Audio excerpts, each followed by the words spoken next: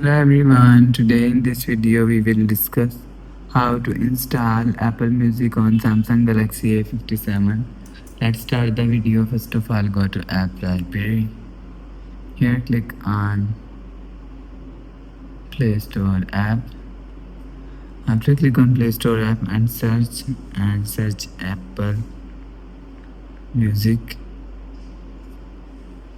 After click on Apple Music, so you will see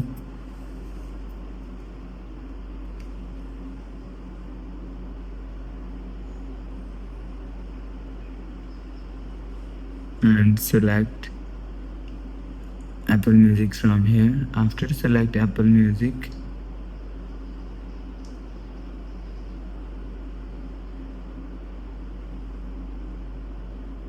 and click on install and you will see Apple Music is installed.